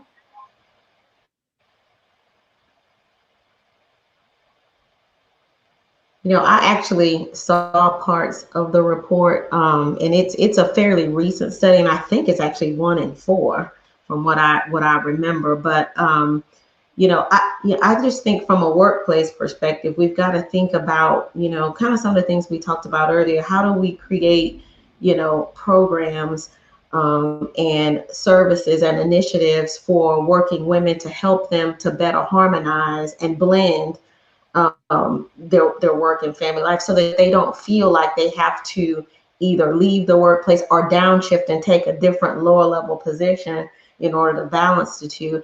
And it's things like, parental leave. It's things like daycares on site, flexible work arrangements, being able to work remotely because you have a sick child. Those are the sorts of things that I've seen companies do and put in place to help ensure that we create an environment that works, for women who are managing, all these, difficult, and challenging issues. And it's not just women, some men, actually are dealing with these same struggles. So I have traditionally been one of the worst advocates of the traditional work model. You're in your office by 8. You don't leave the building until 5 o'clock. And, clearly anyone that's at work sitting behind their desk must be entirely productive, right? It's not like anyone's messing around, whatever. And so what we did, and I was so nervous last March when we drew back and we began working remotely. I was very fearful because, results do matter. And we have a lot of kids that, as far as safety and outcomes and their need for services, we were a bit afraid of, gosh, are we going to be able to maintain that if people are working from home? Are they just going to be screwing around? And it's why I brought up this book. I'm going to plug it one more time, Why Work Sucks, and focusing on the results in environment. And the premise of the book is get away from, what it looks like 40 hours a week, get away from all of those notions and back to the last question that I had, which is performance measurement and setting goals, right? Because one of the reasons, my understanding is one of the reasons that women are thinking about exiting the workforce is because even after everything we've learned with COVID, there are still corporations out there that are still very attached to 8 to 5, you've got to be in the office. And no matter the results, we're not allowing the flexibility for what Colleen said earlier, which is this is not about work-life balance, this is about life. And people have learned through COVID, people are sitting down, they're sharing meals together, they're cooking at home, and they're tuning in with their families, and something that we've missed out on for many, many years while trying to climb that ladder, right? So I think that corporations and organizations are going to have to take a look in the mirror and ask if women are bringing this significant value to the workplace, and every metric says it does, then what are we doing? Terrell, did you also? Yeah, I was just going to actually, there's an opportunity here for men and partners of mothers to also step in. I would reference what Alicia mentioned earlier about the balance that her and her partner have been able to create in their relationship that has enabled her to see the successes that she's seen. And so I just think there's an opportunity here for fathers to step in and help alleviate some of the stress that women feel, because I just think it's, again, the right thing to do, but there's also a ton of value in it. I think about the opportunities that I've had to exist in the lives of my daughters in a way that is seemingly unique, shouldn't be unique, but seemingly unique because their mother and I try to create a lot of balance in the way in which we take care of them. And hopefully that's eliminated a little bit of stress for their mother as well. But I do think there's an opportunity there. And so shout out to Alicia and her family who have seemingly created really nice balance there. And again, has allowed Alicia to, Alicia's everywhere. If you live in Wichita, you know Alicia Sanchez. And so they're doing something right. Oh, that's terrific. COVID has been a horrible, terrible thing, but out of that, you never waste an opportunity. You never waste a good pandemic. We've kind of joked a little bit about at Cox, not that the pandemic is funny, but that out of that has been born exactly what you said, Mary. People were concerned that we weren't going to be able to work from home and we weren't going to be able to do that. And the resiliency of people and the undiscovered, the having dinner together or not having a commute or those kinds of things, those are so important. And so we need to make sure that we empower each other to be able to do all the things so that we can all be successful, men and women alike. so that we can make a difference in the lives of each other and in our businesses. So I think I think that's good advice. So I hate to see this come to an end. All good things must come to an end, but unfortunately, that's all the time we have for our Q&A.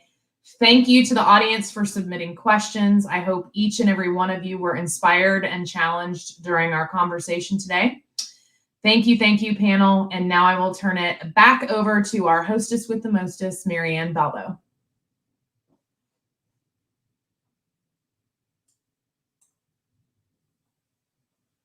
Marianne's on mute.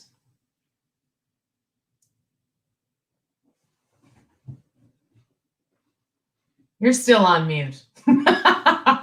Hey, it's the catchphrase for 2020. I think I'm unmuted now. Yay! It's really hard to mute me, so congratulations to all of you behind the scenes for getting that done. So thank you, Colleen. What a great day. And thanks to all of our panelists for sharing. There were some really great insights that were shared today. In fact, I have 3 pages of notes. And there's also really great lessons from growing up on a farm, but also that it takes a lot of courage to stand up for what's right. Being intentional and mindful so that we can have much more of an impact on our community and each other. Embracing data, the power of the pause. Embrace, ask, and tell. Love that. And Terrell, I've taken notes regarding your recommendations regarding creating a safe place. We truly are better together. Margaret Mead once said, "Never doubt that a small group of thoughtful, committed citizens can change the world. Indeed, it's the only thing that ever has." It's all about choices, folks. It's all about those who choose to participate, who choose to lead, who choose to speak up. They are the ones who can change the world. So keep finding the strength and inspiration and courage to raise your hand, to speak your mind, and to challenge the mindsets of others. Because little by little and inch by inch, each time you speak up, we all keep moving forward. And it won't be long before we look back and see those inches have turned into miles, and those miles have turned into our destination. And I don't know about you, but that's a journey worth taking. And Colleen, I loved your favorite question, which is what's one of the best days of your life? And I can share that each year when we host this conversation, it's right up there on my list. So I'm beyond proud of the courage of our panelists today, all of those behind the scenes. It absolutely takes a village. Thank you all, and thank you all for provoking us to think differently. So once again, thank you for choosing to be with us today. And we hope that when you're faced with opportunities to speak up, that you too choose to challenge. Thank you. Have a great afternoon.